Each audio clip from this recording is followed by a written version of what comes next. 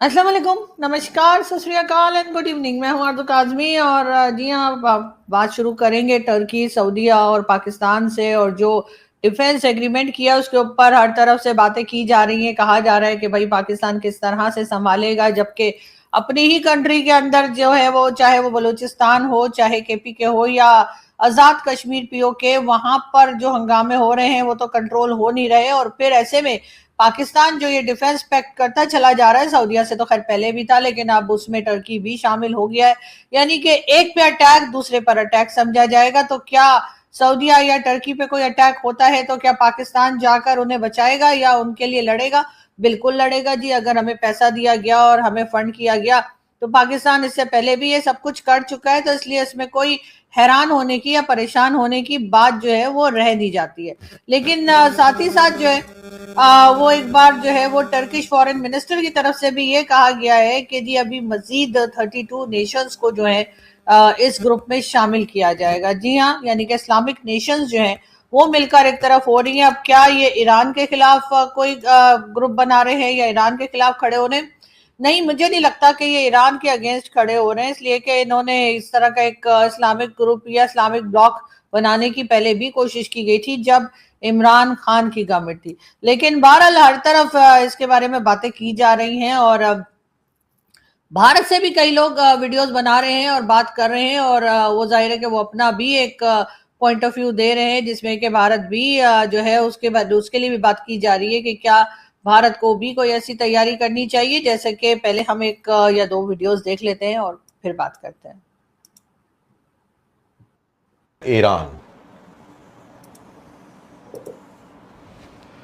Iran ने इनका band बजा के रखा हुआ है ड्रोन्स और मिसाइल से।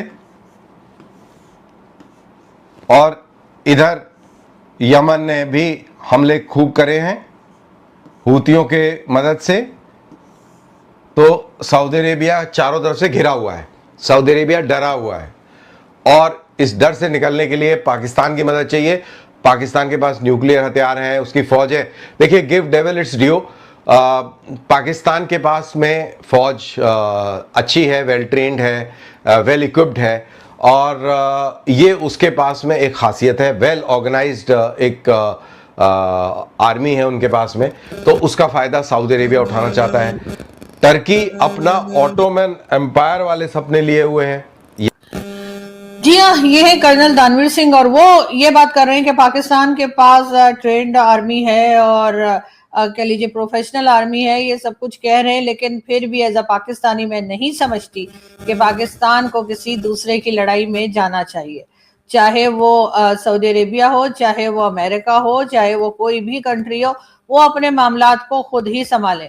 इससे पहले भी पाकिस्तान जो है वो अफगानिस्तान की लड़ाई में अमेरिका का साथ दे चुका है और उसका रिजल्ट हम आज तक भुगत रहे हैं।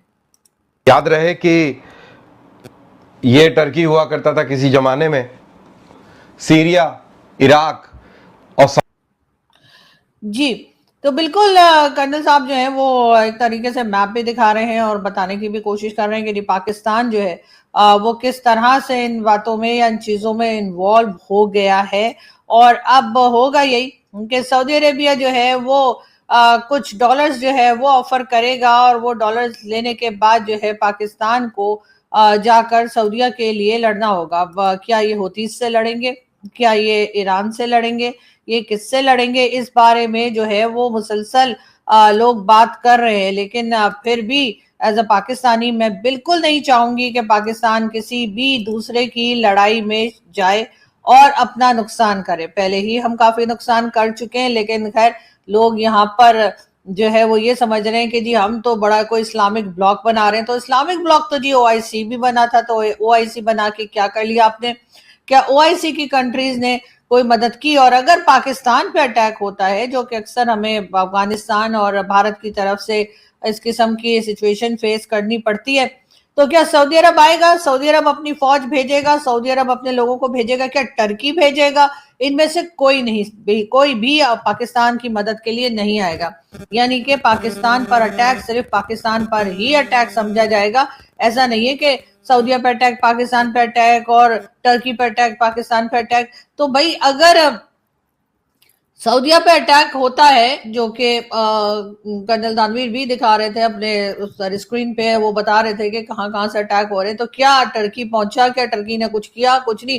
पाकिस्तान को ही हर तरफ से देखा जा रहा है, पाकिस्तान से ही उम्मीद लगाई जा रही है कि पाकिस्तान ही कोई चमत्कार दिखाएगा और पाकिस्तान ही अपनी फौज या अपने सोल्जर्स जो है वहां पर भेजेगा। हमारे यहाँ तो पहले ही चारों तरफ से, एक ईरान छोड़कर बाकी हर तरफ ही हमारे लिए एक तरह का कुछ ना कुछ सिचुएशन ऐसी बनी रहती है कि कहीं लड़ाई ना शुरू हो जाए। तो फिर ऐसे में अगर ईरान को भी अपना दुश्मन बना लेंगे तो फिर किस तरफ जाएंगे और किस तरीके से बचेंगे? यकीनन पाकिस्तान को ये बेवकूफ़ी नहीं करनी चाहिए। मैं तो कम से कम बिल्कुल सपोर्ट नहीं करती कि इस किस्म का कोई ग्रुप बने और जाकर पाकिस्तान उसमें शामिल हो जाए। और क्योंकि सऊदीया पे तो अटैक हो रहा है, सऊदीया में तो पहले भी अटैक हुआ था, कुछ अर्से पहले भी सऊदीया पे अटैक हुआ था, लेकिन पाकिस्तान ने तो अपनी फौजें या अपने सोल्जर्स नहीं भेजे थे, साफ मना कर दिया था।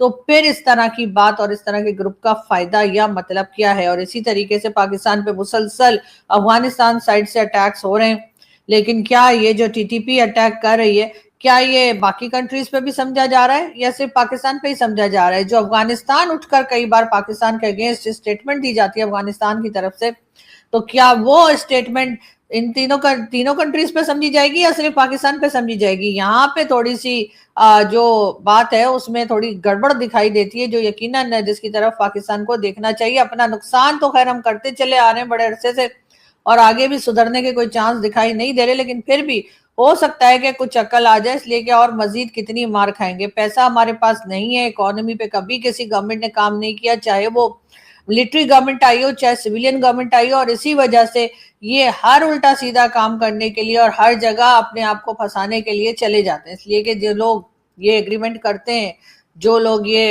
एग्रीमेंट साइन करते हैं या जिनके हाथ में किसी भी तरह का पैसा आता है, वो हरगिज वो आम सोल्जर्स नहीं होते जिनकी जानें जाती हैं, जो बेचारे बॉर्डर पे खड़े होते हैं, कभी अफगानिस्तान के और कभी भारत के और कभी कहीं उनको भेज दिया जाता है मरने के लिए, जख्मी होने के लिए। उन लोगों के हाथ में वो पैसा नहीं आता। वो पैसा जिन लोगों के हाथ में आता है वो उनको आप भी बहुत अच्छे से जानते हैं। हमला माना जाएगा। तो यहां पर मेरा सवाल यह है कि क्या भारत के ऊपर अगर पाकिस्तान आतंकवादी हमला करता है तो क्या यह माना जाए कि तीनों मुल्कों ने यानी कि पाकिस्तान, सऊदी अरेबिया और तुर्की ने मिलकर भारत के ऊपर हमला किया है? क्या हम भी इसको इस तरीके से मान सकते हैं? यह भी एक सवाल है जिसका जवाब भारत को एज ए पॉलिसी देना पड़ेगा, देना चाहिए मेरे ख्याल से, जिससे क्लैरिटी हो, क्योंकि भारत को भी अपनी स्ट्रेंथ इस इलाके के अंदर दिखानी है। अब जो ये मैं नक्शा दिखाया है इसका मतलब क्या है ये भी थोड़ा समझ लेते हैं। भारत एक इकोनॉमिक कॉरिडोर बना रहा है जो भारत, अरब और इजराइल और यूरोप को कनेक्ट करता है। अब इसके अंदर जो ओरिजिनल प्लान था वो ये था कि भारत से वो चलेगा सी लेन्स के थ्रू और फिर यूएई, सऊदी अरेबिया होते हुए इजराइल के बाद में फिर वो सी और समुद्र के रास्ते ग्रीस और फिर यूरोप। ये था ओरिजिनल प्लान, लेकिन अब बीच में सऊदी अरेबिया वाला पैक्ट हो गया। तो क्या ये आगे जाएगा? मेरे ख्याल से इकोनॉमिक पॉइंट ऑफ व्यू से बिल्कुल आगे जाएगा, लेकिन हम यहां पे बात इकोनॉमी की नहीं कर रहे हैं, हम बात कर रहे हैं स्ट्रेटेजी की। हमारे को सऊदी अरेबिया से कोई तकलीफ नहीं है। सऊदी अरेबिया और पाकिस्तान के पहले भी आपस के अंदर डिफेंस पैक्ट रहा है।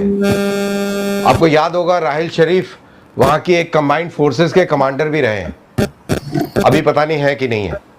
तो पाकिस्तान और सऊदी अरेबिया के बीच में ये रिलेशनशिप रहा है। नया प्लेयर जो है वो टर्की है। टर्की एक नया प्लेयर है, तो टर्की को हमको काउंटर करना है। टर्की को काउंटर करने के लिए हमको इजराइल चाहिए, हमको ग्रीस चाहिए और साइप्रस चाहिए। जी, तो बिल्कुल भारत में भी अब इस डिबेट का आगाज हो चुका है कि इन तीनों कंट्रीज ने मिलकर जो डिफेंस पैक्ट किया है तो उसमें आखिर किया जाए तो किस तरीके से हैंडल किया जाए। और जैसे कर्नल दानवी ने कहा कि अगर पाकिस्तान की तरफ से कोई अटैक होता है, सिर्फ पाकिस्तान की तरफ से नहीं होता, ये नॉन स्टेट एक्टर्स होते हैं या जो भी कह लीजिए, जो टेररिज्म के अटैक्स किए जाते हैं, उसके लिए उनका कहना है कि अगर ऐसा होगा तो क्या इन तीनों कंट्रीज को, अभी तक जो 3 कंट्रीज आई हैं, वैसे तो कहा जा रहा है 32 कंट्रीज और ऐड होंगी, उनको जिम्मेदार समझा जाए तो भाई ये तो ऐसा ही हो गया ना कि शरारत एक बच्चा करे और सारे दोस्त पिट जाएं साथ में जो वहां पे खड़े हुए थे।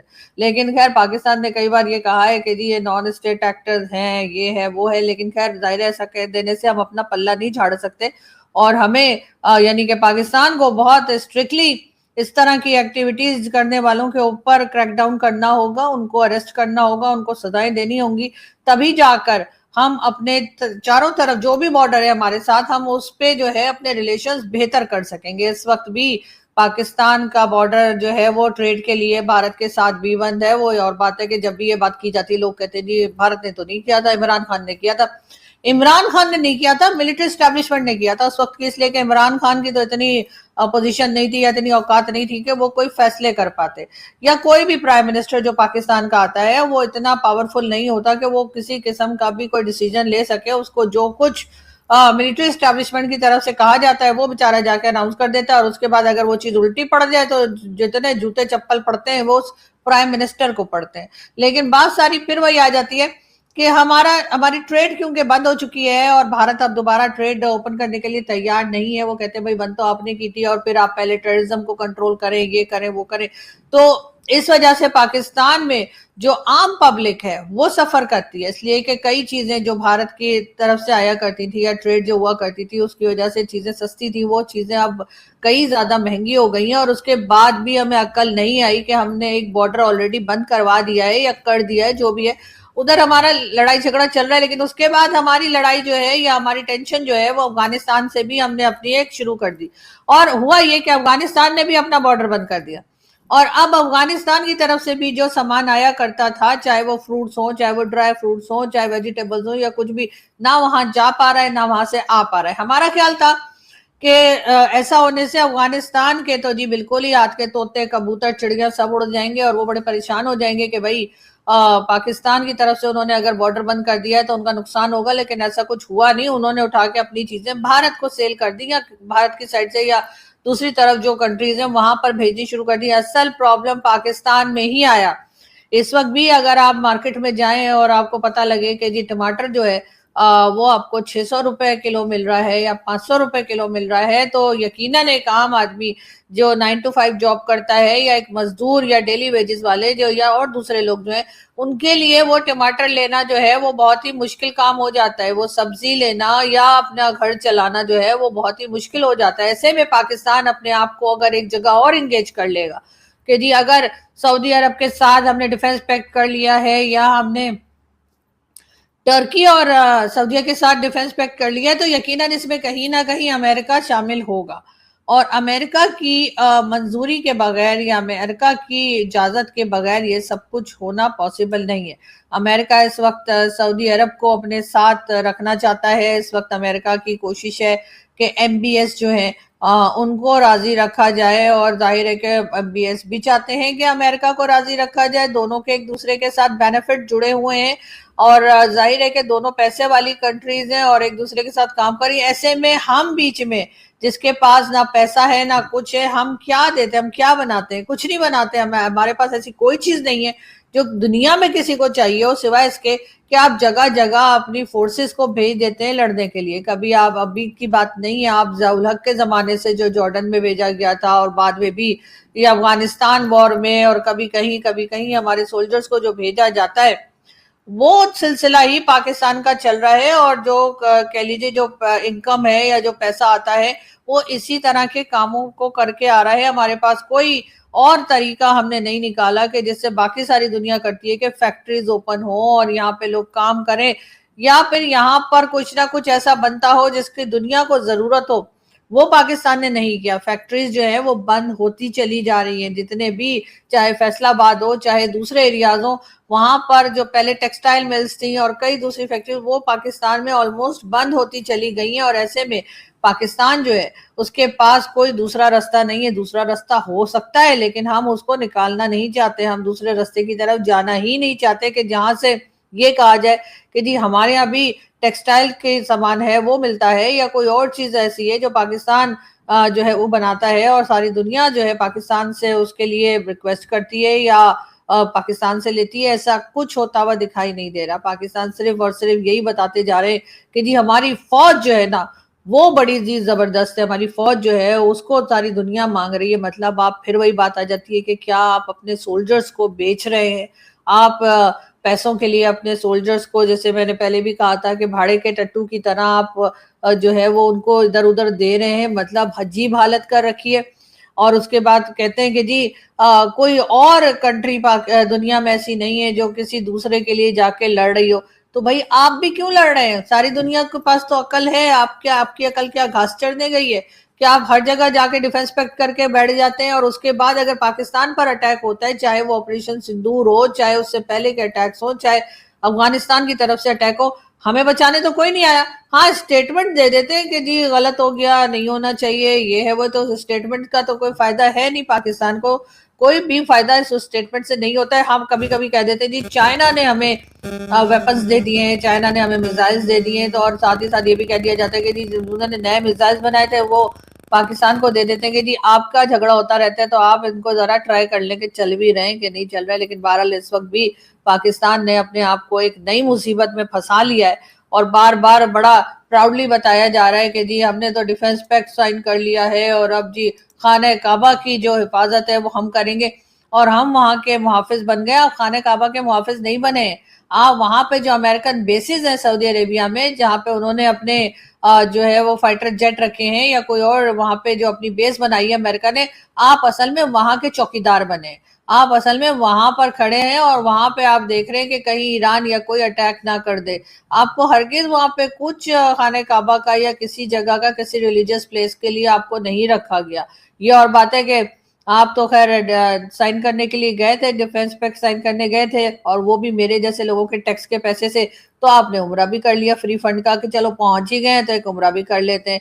और उम्रे के लिए जाहिर है कि फिर बीएस ने कहा होगा चलो इनको अंदर तक खाने काबा दिखा दो, वरना आम आदमी अगर जाए या मेरे जैसे या कोई भी दूसरा जाए, उसको तो खाने काबा के अंदर नहीं ले जाया जाता। उन्हें, उनके लिए तो एक रस्सी सी बांधी होती है चारों तरफ, कहा होता है इसके उस साइड पर ही रहना, इधर मत आना।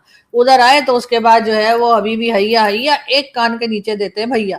तो सीधी सीधी बात यह है कि ये जो कुछ पाकिस्तान कर रहा है ये इनको बहुत भारी पड़ेगा, और यकीनन कहीं ना कहीं जाकर ये डिफेंस पैक्ट जो है वो हमें और नुकसान भी दे सकता है। पाकिस्तान को इन चीजों से बचना चाहिए, इनसे अलग रहना चाहिए, और अपने आप को इस काबिल बनाना चाहिए कि यहाँ पर फैक्ट्रीज हो, यहाँ पे चीजें बने, और यहाँ से ट्रेड हो।